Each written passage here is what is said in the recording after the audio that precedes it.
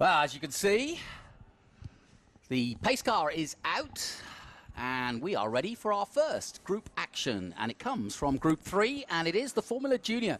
And joining me for this one is fellow Brit Ollie Crosswaite. And Ollie, welcome to California. Welcome to Velocity. Is this your first time here? Yeah, it is. Thank you. Yeah, this is the first time at Velocity. I've been to California before, but not raced at Velocity. And have you done the other historics? Have you done Goodwood and so on? I've done Goodwood. Did Goodwood recently. That was a couple of weeks ago. I've raced out here at Laguna Seca before. Now, what do you race? This weekend I've been racing a Cooper Monaco in Group 2. Oh, lovely. I like the way they've got the groups this time. I really feel like they've got it to a point where now we're really seeing, if you tune in from anywhere in the world, you're really going to see the history of American racing particularly. Yeah, no, the grid, I mean, is amazing because it's got such a spread. Yeah. And it's just like it was in the day. You've got like a pontoon Testarossa, which is unbelievably valuable, and you've also got the home-built specials. Yeah. And so it's exactly as it was in the day. Does it just, I'm sure it does, but does it amaze you when you see so many European cars, and this group is full of them, that have made their way over here to the States? And then, of course, obviously the Americans made their specials, but it really is an amazing collection we have over here in the States. Yeah, there's always been a lot of European cars over here, and they've always made their way because, you know, there weren't so many American builders of the time. That's right. Well, once again, it is the number 2 that is bounced out into the lead, and he did a great job yesterday. Of course, they all ran yesterday, so this is their second race. And looking forward to see if it's going to be a little bit closer, because he kind of ran away with it yesterday a little bit. Did our leader. And that, of course, Art Herbert in the number 2. And Art driving a MK5A Lola from 1963. There it is, in all silver. And he's got a lead, but not by much. How is the Sonoma circuit? It was very hot yesterday. It's a little bit cooler this morning, and these guys were looking forward to being out so early. Yeah, it was very hot. We actually went out with totally the wrong tyre pressures in my car. And I was losing about 6 seconds a lap on where I should have been with just 2 hot tyres. So we think now we know what we're going to be running today actually, this afternoon. So I'm hoping we're going to get a better run. But it made it tricky. Tell me how you got into this. How did you get into being part of the classic scene? Well, we have a business back in the UK that makes parts for old racing cars. Okay. So my father started in the 60s when these cars were kind of current. And then lucrative business, I'll bet, these days. It can be. It can be. I mean, motor racing is an easy way of losing money, though. Yeah. But we started quite a long time ago, and I took over the business 20 years ago. So we make engines and gearboxes. So we have a lot of parts actually out here this weekend. But I love racing, and when the opportunity came to come and drive out here, you know, you can't say no, can you? Not really, no. And of course, 2 great events here on the West Coast. There's many others, but historic racing is growing from strength to strength. And I really, you know, I'm buoyed by the fact that there's so many young people at an event like this. I was surprised last year to see so many young Californians just coming out for a trip for the day and looking at these cars, and maybe not understanding the history because they weren't part of it, but really kind of getting excited by it. Yeah, it takes a bit of understanding, and if you haven't seen it before, you don't necessarily get it. But with all the other things they've got going on here, they've got the drift cars, and a lot of young kids get really excited with all the supercars they have here. So I think that's a bit of a draw, get people in looking, and then once they understand this, it's great. Now, the cars we're looking at the moment are from 1956 to 1961. So this was the sort of blossoming era for motor racing post-war. And obviously, if you like, the high flyers, the wealthy racing drivers, sometimes ex-pilots from World War II, were the sort of well-known people. But then there was a realization that, you know, they needed to fill these Grand Prix cars, and they needed to teach people how to drive these single-seaters. And so, in 1958, it was Count Johnny Lurani who got the CSI, that is the precursor to the FIA, in 1958, to sign off on this formula. And the idea was to create mini cars, production-based, small bore, and more importantly, affordable cars that could teach you the rudiments of racing single-seaters.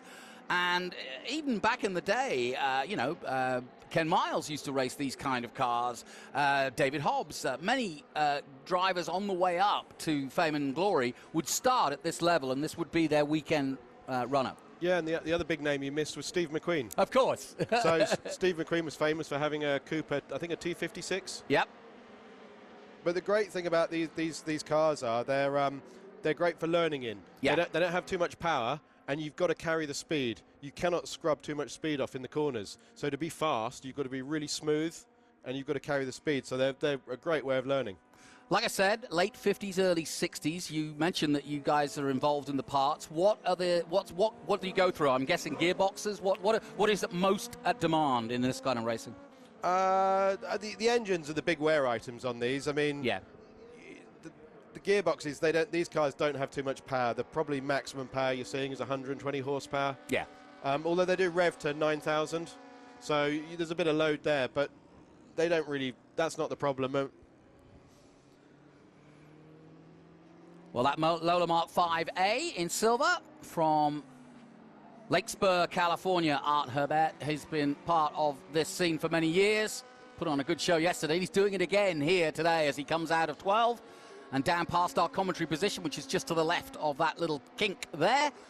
So we've got a decent, quick view of them as they head up to speed.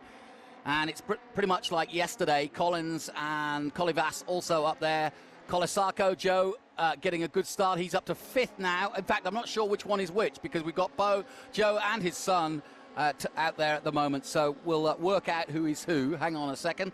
The 30 is Joseph Colasacco. Yeah, so Joe is in the Stanganellini. That's one of the Italian makes that actually looks like a mini Maserati F1 of the day.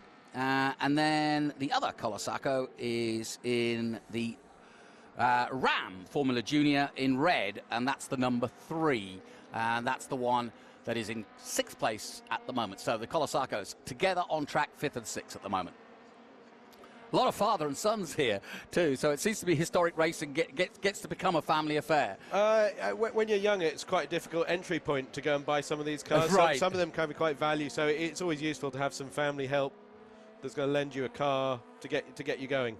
You know, it's funny, I'm finding more and more now as I get to know the historic scene, how many young drivers are actually going to historics to start off with for that very reason, is that it is a decent price point. The cars exist, the environment is friendly, you can learn without the pressure of being, against your peers in a Formula 4 or Formula 3, but you're learning that, like you said, you're learning momentum racing. And, if you're racing Miatas, if you're racing Trans Am, a lot of the drivers will tell me, yeah, it's all momentum, it's what it's all about. It's all about keeping the speed up in the corners. The other thing is, in some of the more modern racing, there are some incidents. With historic racing, one of the thing is everyone's trying to take the car home in one piece, and so you have to be a bit more respectful. So it is a good learning. Well, I mentioned the Italian manufacturer.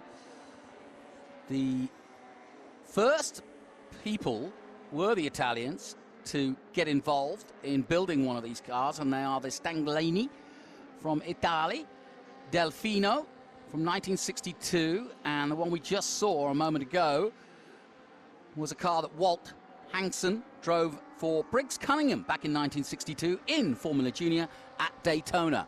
So it took off quickly, did Formula Junior, from its early beginnings, and it really pretty much progressed right across Europe, right across the USA and around the world very quickly. And of course, post that, Formula Ford, and it continues, Formula First, you name it, Formula V, all of these junior formulas were all very much of a similar nature. And of course the race schools picked up on that, and so you could take race schools. Skip Barber then came along in the 70s here in the States, and Bob Bondurant and so many others. So that I think is always in any sport a key, because motor racing is expensive, but you can't just throw people in Le Mans cars and expect them to bring them home safe. You've got to teach them the rudiments. Yeah, these are really fun cars to drive as well. They all move about a lot. Yeah. With these little Dunlop tyres. The cars, you really see them sliding and drifting, and so it's great. It's great to learn car control. Have you driven any of these? Yeah, I used to have a Formula Junior, so I raced one a little bit. My car wasn't that friendly, so I did sell it after a while. What was it? I had a Gemini Mark IV. Okay. And it now lives in California. And it's winning everything now. After I sold it, it was a very quick car, and we bought it because we wanted to be at the front of the field, but I didn't get on with it. It's so funny, you know. I go to New Zealand in the winter, and there's a car there that Jeremy Shaw brought down to New Zealand, a Formula Ford, and it's still going. It's like 23 years old, and you know, he kind of keeps an eye on it and says what it's doing. But the great thing about Formula Junior is you can race them everywhere. It gets you into all the really good events. You're here. Yeah. You can be at Laguna Seca. Every couple of years they have them at Monaco. I mean, it's the cheapest entry if you want to race at Monaco. So you can take them everywhere. And the championships, there's a British Championship, there's a European Championship. 2 years ago, they raced all around the world. So they went from Europe down to Australia to New Zealand. They did South Africa, and they came back. And they came back via North America. Fantastic. So you can if you have one of these, you can put it on a boat, stick it in an airplane, and take it somewhere and go and race it. Yeah, and I know what you mean. I've done a few laps in a Formula Ford. I've also tried out a Formula First, of all people, Liam Lawson, who makes his proper debut in Formula One, but drove to his first Formula First championship. And like you say, they move around a lot, but they give you a sense of ease. That's what I'm saying. Sometimes when you get in a big car and there's a lot of power to it, you're intimidated by that power and using it. These, you're going to have to really try hard to get them in a mess, right? To get sideways, but they'll do it. They'll do it. But also they're stunning. Look at this, number 27. Yes. That Lotus 27. Beautiful. That's such a pretty car. I mean, that's one of the first monocoque cars. Yeah, that is originally purchased by Carl Haas and raced in SCCA throughout the 60s and restored back in the 1980s. And it's owned by Chris Locke, and that is a name that we often use here. It's also been to the Goodwood Revival, as well as here, and the Monterey Historic. So, very storied. But that's exactly the point. You know, you can get to all the big historic race meetings with one of these cars. You don't need to spend a couple of million. You know, you can, well, a Lotus 27 is an expensive car, but yeah, I'm sure you don't need you also don't need a host of mechanics to fettle it. You probably just need a couple of people to help you out. With a Formula Junior, a lot of times the driver is preparing the car themselves. Yeah, a lot of these are owner-driver preparers. You know, they're not running a big team. There's Alberto Fernandez in his 1963 Lotus 27. 18 years he's been racing this particular car. And clearly still enjoying it. Currently in 9th position. Dave Hagan, who came in the booth yesterday, is in 10th position. And, well, the number 30, Colasacco, has got a little further up the board. He's making his progress towards the front. And that is Joe Colasacco, who has raced many of these historic events over the years here in the States. Loves his racing, so does his son.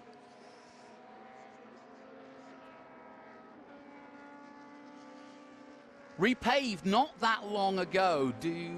I guess, is there any tricky parts of the circuit in terms of, you know, that you're worried about grip or?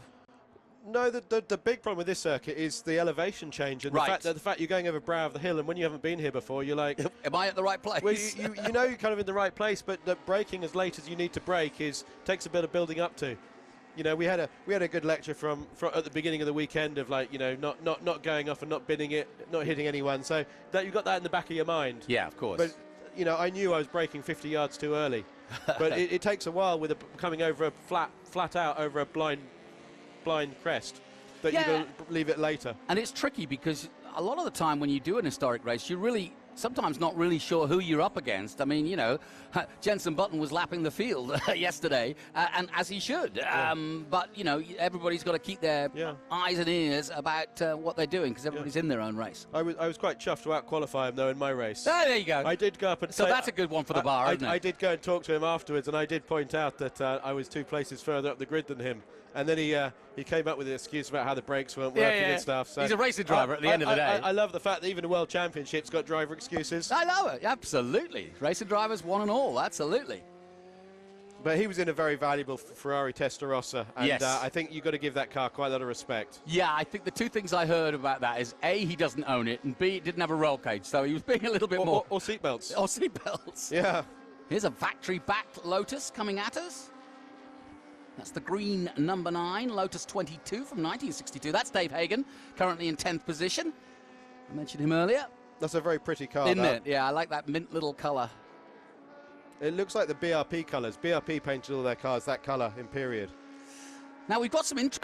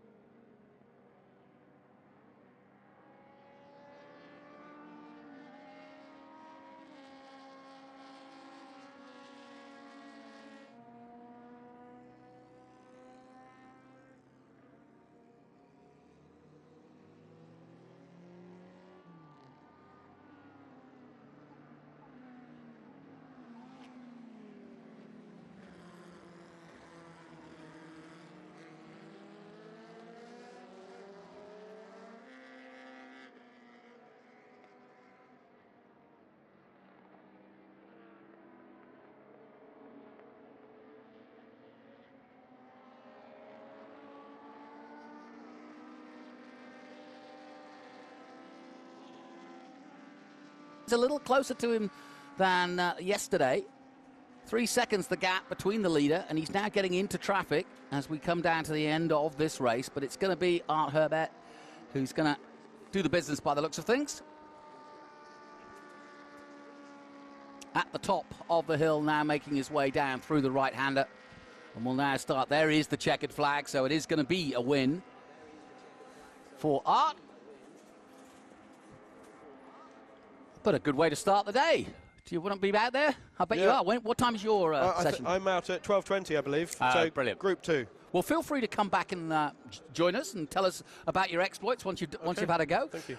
Because it's always interesting. I try to get as many people in as I can because the event is about you guys. It's about the cars and it's about you guys. It's not about what we want to talk about. We want to talk about what your experience has been like and what Velocity has held for you. There's the drag strip there and the famous grandstand. This, of course, Sears Point, so it goes back to the late 60s. And the race winner from 1963, a Lola Mark 5A, Art Herbert, in the number 2, takes the win. Well, my thanks to Ollie Crosswaite for coming in. I'll let you go and get organised for your day ahead. Best of luck. Go steady. Great. Thank you. Thanks for having me. No, not at all. We'll see you later. Thank you. All right, that concludes our coverage of the Formula Juniors, which all began back in 1958. And how about this? 2024 and a full field going strong here. It doesn't get much better than that. And a great way to start the day to show you the beginnings. And just a confirmation then of the results. Once again, Art Herbert in first place, Kyle Collins taking second. Nicholas Colavas had a good race yesterday in his 61 Lotus. He took third. Joseph Colasaco fourth. Homke Robert in fifth. Then Dominic Colasaco, the younger, the son of Joe. Then Chris Locke, Alberto Fernandez Jr., Dave Hagen, Alberto Fernandez Sr. So both Fernandez Jr. and Sr. as well. So 2 father and son teams in the top 10. I love that. Anyway, we'll take a short break. We'll be back with more from Velocity Invitational after this.